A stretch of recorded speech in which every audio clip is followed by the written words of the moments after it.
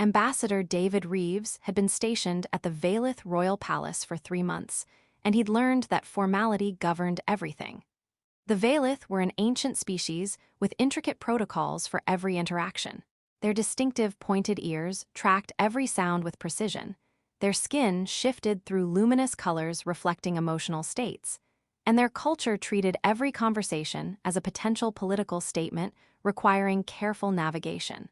Princess Lysera, the crown princess and heir apparent, embodied this formality perfectly. In all their diplomatic interactions, formal dinners, treaty negotiations, ceremonial functions, she'd been unfailingly polite, diplomatically precise, maintaining exactly the proper distance between ambassador and royalty. David respected her competence and grace, but their relationship was entirely professional, bounded by protocols neither dared breach. Which made it profoundly strange when David's door chimed at midnight and he found Princess Lyssa standing in the corridor. She wasn't wearing royal regalia, just simple civilian clothes that David hadn't known she owned. Her skin was cycling through colors he'd learned indicated anxiety and uncertainty. Her ears were flat against her skull, a sign of distress. She glanced down the corridor nervously before meeting his eyes. "Ambassador Reeves," she said quietly, "I apologize for the late hour, but may I use the shower in your quarters?" David's brain struggled to process this request. The palace had hundreds of bathrooms. Lyssa had entire royal suites with facilities that made his modest ambassador's quarters look primitive. Why would the crown princess need to use his shower? But her ears were flat with genuine distress, and her skin kept flickering through colors that suggested she was afraid. "Of course, Your Highness," David said, stepping aside. "Is something wrong?" Lyssa entered quickly, glancing back down the corridor as if concerned about being seen. Once David's door closed, she turned to him, and her formal composure cracked slightly. "My quarters are monitored," she said in a rush, her voice barely above a whisper. "Every room in the royal wing has surveillance for security purposes, audio, visual, everything. Your quarters don't. Diplomatic immunity means we can't surveil foreign ambassadors without their consent." Her skin darkened with what David recognized as shame or embarrassment. I need 1 hour where I'm not being watched, where I can exist without performing for security protocols, where I can feel like a person instead of a political asset under constant observation." David understood now. This wasn't about the shower. This was about sanctuary. "Take your time," he said, gesturing toward the bathroom. "I'll be out here if you need anything." Lyssa's skin shifted to surprised golds. "You're not going to ask why I'm really here, or what I'm planning, or report this security breach to my father's council. You came here because you needed somewhere safe," David said simply. "I don't need to interrogate that or turn it into a diplomatic incident." For the first time in 3 months, Lyssa's formal mask cracked completely. Her skin cycled through colors David had never seen before: relief, gratitude, something that might have been the Valith equivalent of tears. She nodded once, then disappeared into the bathroom. David heard the shower start, and then, beneath the sound of water, he heard something else. Crying. Not dramatic sobbing, but quiet, exhausted tears of someone who'd been holding everything together for too long and finally had space to fall apart. David sat in his quarters, trying to respect Lyssa's privacy, while being acutely aware that the crown princess of a major alien empire was having an emotional breakdown in his bathroom. He pulled up diplomatic files on his datapad, pretending to work while actually just staring at the same page. After nearly an hour, the shower stopped. Several minutes later, Lyssa emerged. Her skin was calmer now, soft blues and silvers that David's cultural training said indicated emotional exhaustion, but also peace. Her hair was still damp, and she looked more vulnerable than David had ever seen her. "I'm sorry," she said quietly. "That was unprofessional." "It was human," David replied, then caught himself. "Or Valith, whatever. It was real and you clearly needed it." Lyssa hesitated, then sat in the chair across from David's desk, her formal posture relaxing slightly, something he'd never seen her do in any official setting. "Do you know what it's like to never be alone?" she asked, not quite meeting his eyes. "To know that every moment of your life is documented, analyzed, evaluated by people who are supposed to serve you but actually control you. I can't have a private conversation with friends. Can't express frustration or doubt. Can't have a moment of weakness or spontaneity. Everything I say and do is recorded and reviewed for security purposes and proper royal conduct. Her skin darkened to troubled grays. Tonight I needed 1 hour where I could be Lissa instead of Lysera, royal heir to the Valith throne, where I could cry or laugh or just exist without wondering who's watching and what they're writing in their reports. David set down his datapad. How long has it been like this? Since I was crowned heir at 16, 8 years. Her ears drooped.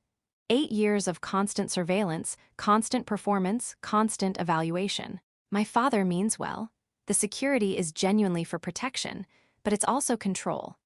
Making sure I'm properly performing my role, properly representing the throne, properly being shaped into the ideal ruler. But losing yourself in the process, David said quietly. Lissa's skin flashed with colors that looked like grateful recognition. Yes, exactly that. She looked at him with an intensity that made her skin shift through complex patterns. Do you know why I keep requesting you for diplomatic functions? Why I schedule more meetings with Earth's ambassador than with any other foreign representative? I assumed it was strategic importance. It's because you're the only person in this palace who treats me like a person first and remembers the title second, Lissa interrupted. Everyone else, my advisors, my family, even my friends, they see Crown Princess before they see me. They defer, they flatter, they never disagree or challenge. But you, her skin shifted to warm golds. You ask my actual opinion.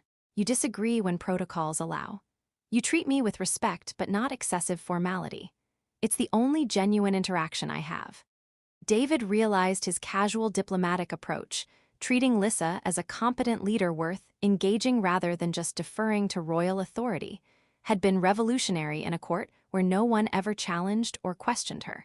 Coming here tonight, Lissa continued, asking to use your shower under the flimsiest pretense.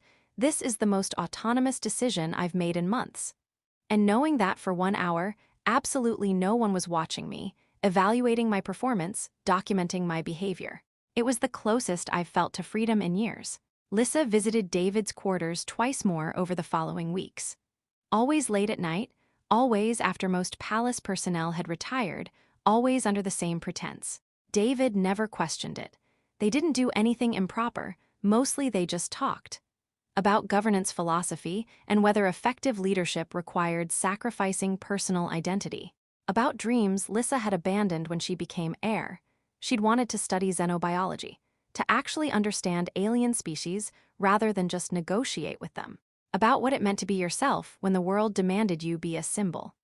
David became Lissa's confidant, the only person in the palace who knew how much the perfect crown princess struggled under expectations and constant surveillance. He learned that her seemingly flawless diplomatic performances were carefully rehearsed responses to predicted scenarios. That she had panic attacks before major ceremonies but couldn't let anyone see. That she envied David's ability to make mistakes and learn from them without those failures being permanently documented and analyzed. But the third visit was interrupted. David's door opened without warning. Diplomatic immunity apparently had limits when crown princesses were involved, and Royal Guard Commander Thexvan entered with 2 security officers. Their skin was dark with formal authority. Lissa's skin immediately shifted to formal royal colors, her vulnerable expression replaced by the mask David had watched her wear in public. "Commander," she said with icy authority, "you will explain this intrusion into diplomatic quarters." "Your Highness," Thexvan said carefully, his ears positioned in respectful but firm stance, "your late-night visits to Ambassador Reeves' quarters have been noted by palace security. For your safety and reputation, we must request these visits cease or be properly chaperoned according to royal protocol." David saw Lissa's skin cycle rapidly through colors, anger, shame, fear, before settling into something he'd never seen before. Defiant determination. "No, Your Highness." "I said no, Commander." Lissa stood, her ears positioning in what David had learned meant absolute authority being asserted.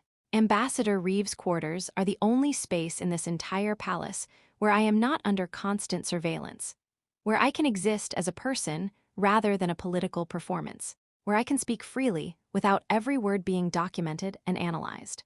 Her skin flashed with colors so bright they made the security officers step back.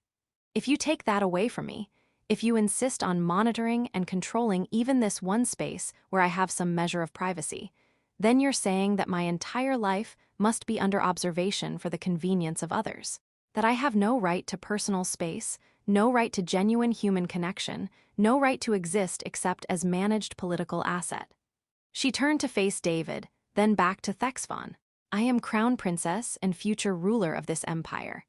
I will not spend my entire life being treated as property that requires constant supervision.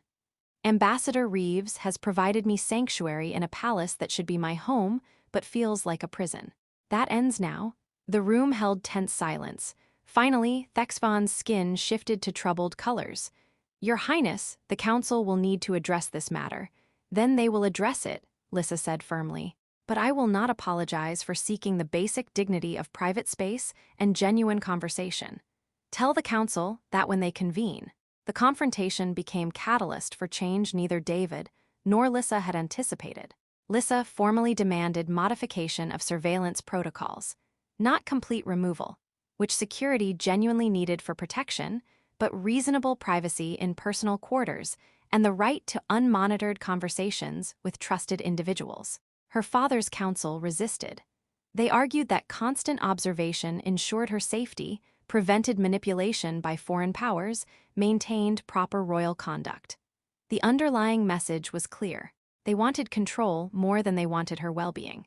But Lissa leveraged David's diplomatic status and humanity's strong cultural emphasis on personal privacy to force compromise.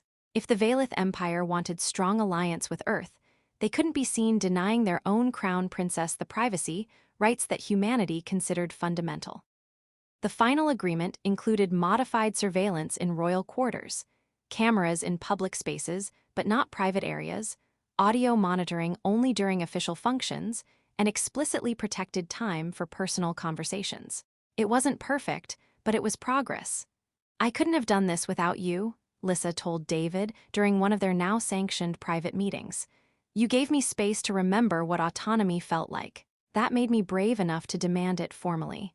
You did this yourself, David replied. I just provided the bathroom. Lissa laughed, genuine, unguarded laughter that made her skin flash with joyful golds. You provided sanctuary. There's a difference. Months later, when Lissa was formally crowned empress, her father's planned abdication proceeding as scheduled, one of her first official acts was formalizing privacy rights for all royal family members. The press called it modernization of ancient protocols. David knew it was Lissa ensuring no future heir would have to seek sanctuary in a foreign ambassador's bathroom just to feel like a person. When reporters asked David about his relationship with the new empress, he gave his standard diplomatic answer. I had the privilege of seeing Her Majesty as a person before seeing her as a symbol. That trust informed everything that followed. Lissa, in her own public addresses, was characteristically more direct. Ambassador Reeves offered me sanctuary when I needed it most, not romantic sanctuary or political alliance, but the simple human dignity of space to exist without constant observation and evaluation. That gift taught me that genuine leadership requires seeing people as people, not just managing them as political assets. She paused, her skin cycling through thoughtful colors. Sometimes the most important diplomatic act is recognizing when someone needs refuge and providing it without judgment or expectation. Sometimes the most revolutionary thing you can do is treat royalty like they're human. David continued serving as Earth's ambassador to the Valith Empire for 3 more years. His relationship with Empress Lissa remained professional but genuine, built on that foundation of trust established during midnight visits that were never really about the shower, because they'd learned that formality often hides profound isolation. That surveillance creates performance rather than authenticity. That's sometimes the most important thing you can offer another person, princess, empress, or otherwise, is simple respect for their right to exist without being constantly watched, evaluated, and controlled. And that trust, once established in moments of vulnerable honesty, can reshape everything that follows, including empires.